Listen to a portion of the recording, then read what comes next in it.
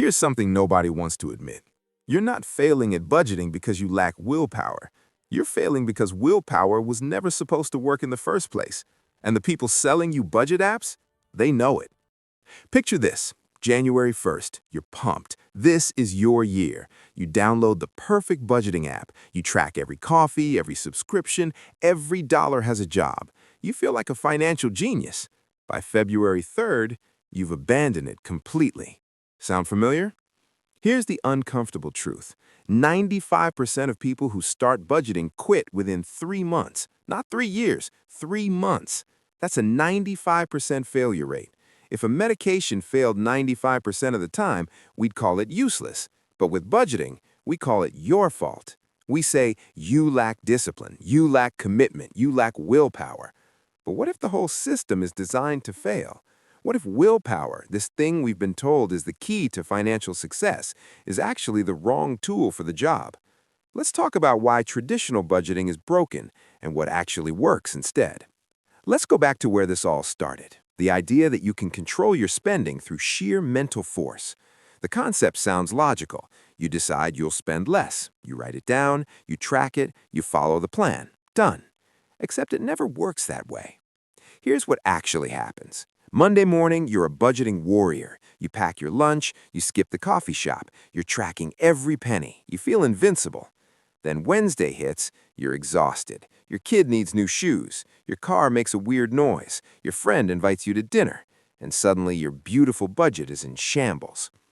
We've been taught that this failure is personal, that successful people have strong willpower and unsuccessful people are weak.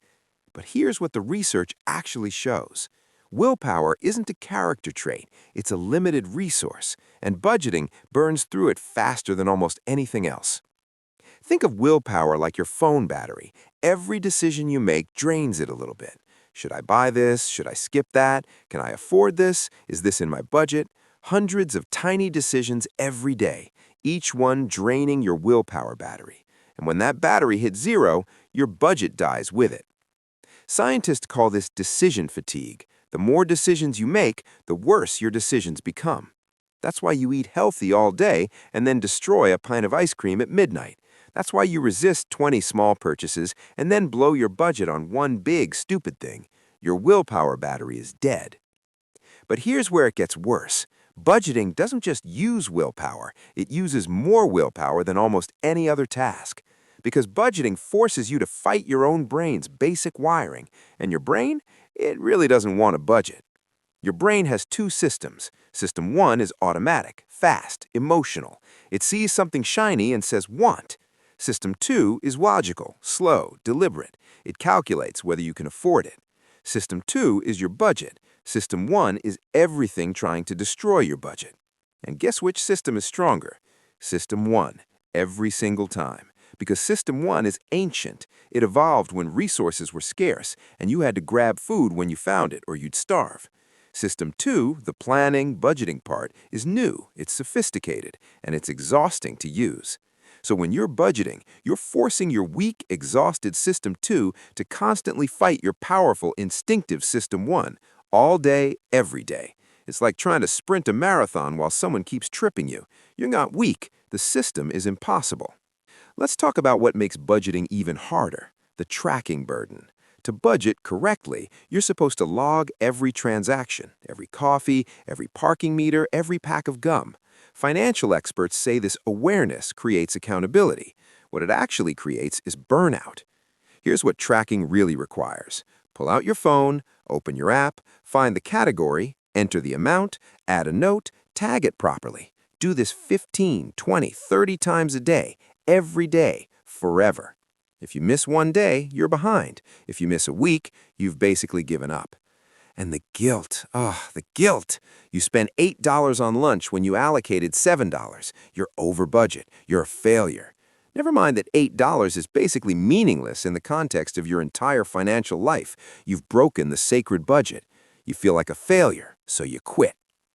The budgeting industry knows this, by the way. They know you'll fail. That's the business model. You download the app in January, full of hope. You quit by March, full of shame. You try again next January with a different app, different interface, same result. Repeat forever. The apps make money whether you succeed or not. Actually, they make more money when you fail because you keep coming back, hoping this time will be different. They're not selling you a solution, they're selling you hope. And when hope fails, they sell you shame, then more hope. It's a cycle. But here's what nobody tells you. The people who are actually good with money, most of them don't budget. At least not the way you've been told to budget. They're not tracking every latte, they're not color-coding spreadsheets, they're not using 17 budget categories. So what are they doing instead? They've automated the hard parts. They've removed decisions. They've designed systems that work with their brain instead of against it. They've stopped trying to use willpower and started using structure. Let me show you what this actually looks like. First principle, automate everything you can. On payday, money automatically goes to savings, to retirement, to investments, to bills. You never see it, you never decide about it. It just happens. What's left is yours to spend. No tracking, no guilt, no decisions. This is called paying yourself first, but that phrase makes it sound optional. It's not. This is the foundation. Because here's the thing, you can't budget money you don't have.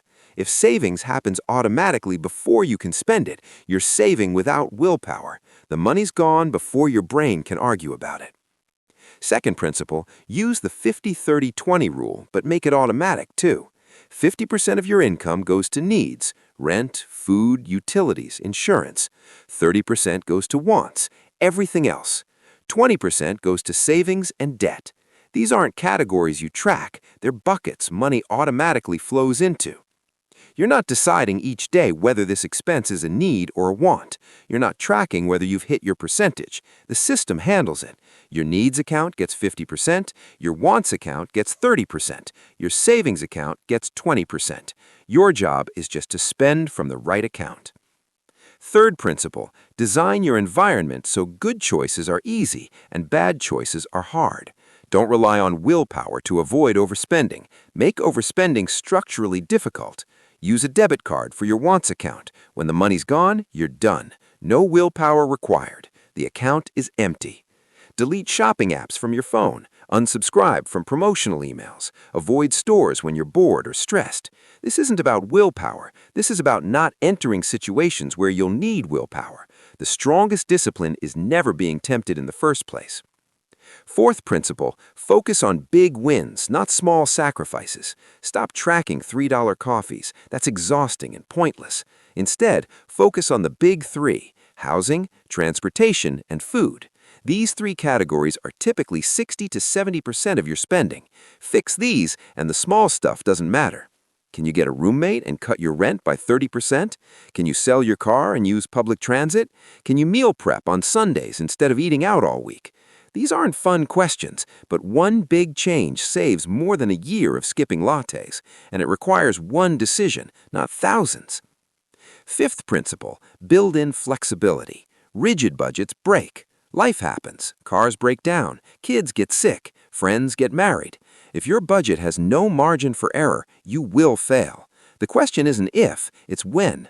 So build in buffer room. Build in permission to be human. Maybe your wants category is 40% instead of 30%.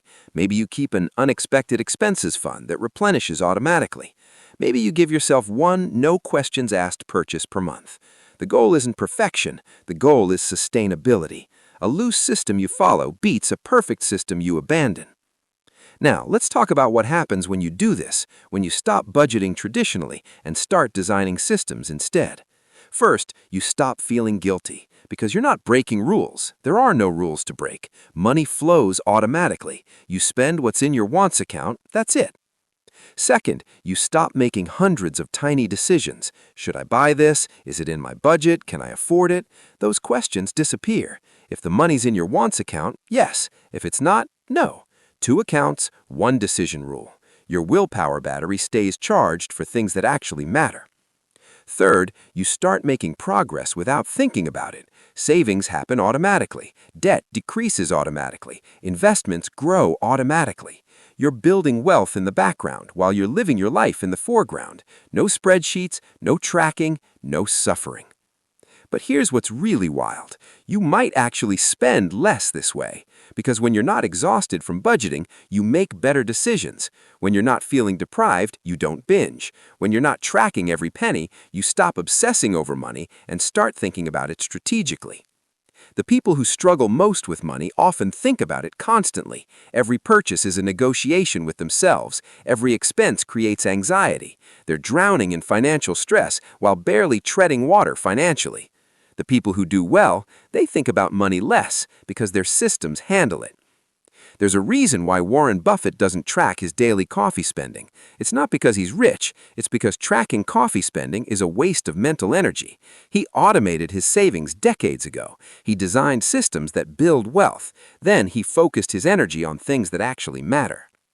Now, some people will say this is oversimplified, that you need detailed budgets to understand your spending, that tracking is essential for awareness. And sure, some people genuinely enjoy detailed budgeting.